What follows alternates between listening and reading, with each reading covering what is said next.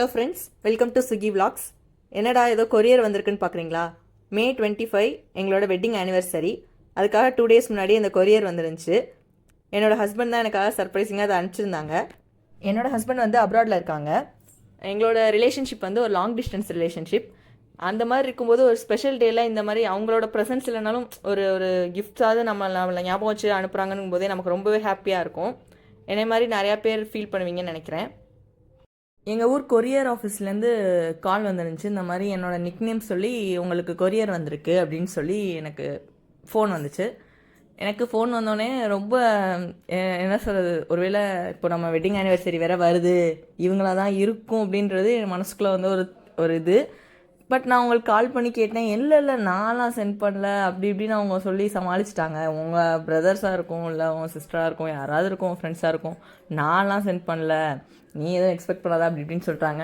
But இருந்தாலும் நம்ம மனசுக்கு தெரியும்ல, இவங்களை தவிர்த்து நமக்கு வேறு யாரும் அனுப்பப்பட்டுறது போகிறதில்ல அப்படின்னு சொல்லிட்டு நான் வந்து ஓரளவு இதாக தான் நினச்சிருந்தேன். இவங்க தான் சென்ட் பண்ணியிருக்காங்க அப்படின்னு சொல்லிட்டு. இல்லைன்னா நமக்கு என்ன யார்கிட்டேருந்து கொரியர் வரப்போகுது அப்படின்னு சொல்லிட்டு.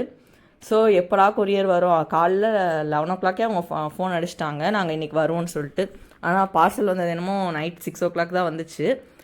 எப்படா வரும் நானும் வெயிட் பண்ணிகிட்டே இருந்தேன். ரொம்ப எக்ஸைட்மெண்ட்டாக இருந்துச்சு.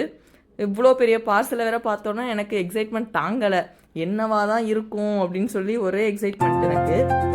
பட் லாஸ்ட்டாக பிரித்து பார்த்தா நீங்களே பாருங்கள்.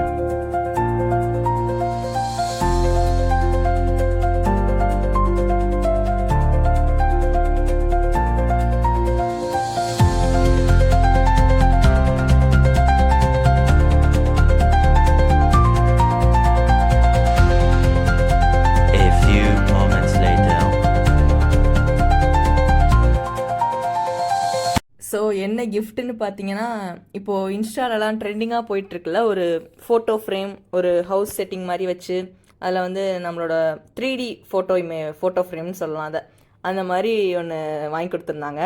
எனக்கு இந்த ஃபோட்டோ ஃப்ரேம் பார்த்தோன்னே அவ்வளோ சந்தோஷம், ஒரே குஷி தான் எனக்கு. ஏன்னா அவங்களுக்கு வந்து ஒர்க் வந்து ஒரு 12 hours கிட்டே இருக்கும். ஸோ அதுலேயும் எனக்காக கூட இருக்க முடியலைன்றதுக்காக இவ்வளோ டைம் ஸ்பெண்ட் பண்ணி அவங்கக்கிட்ட இந்த கிஃப்ட்ஸ் பேக் பண்ணவங்கள்ட்ட காண்டாக்ட் பண்ணி இந்த ஃபோட்டோஸ்லாம் செலக்ட் பண்ணி கொடுத்து எனக்காக ஒரு எஃபோர்ட் எடுத்திருக்காங்கல்ல. ஸோ எனக்கு ரொம்பவே சந்தோஷமாக இருந்துச்சு. இந்த வீடியோ மூலமாகவும் தேங்க்ஸ் சொல்லிக்கிறேன். Thank you my ஹபி. ஸோ உங்களுக்கு இந்த வீடியோ பிடிச்சிருந்தா சப்ஸ்கிரைப் பண்ணுங்கள், லைக் பண்ணுங்கள். நெக்ஸ்ட் வீடியோவில் பார்க்கலாம். இதே மாதிரி நிறையா வீடியோஸ் அமேசிங்கான உங்களை நல்லா என்டர்டெயின்மெண்ட் பண்ணுற வீடியோஸ் வேணுன்னா ஸ்விக்கி விலாக்ஸை சப்ஸ்கிரைப் பண்ணுங்கள். தேங்க்யூ.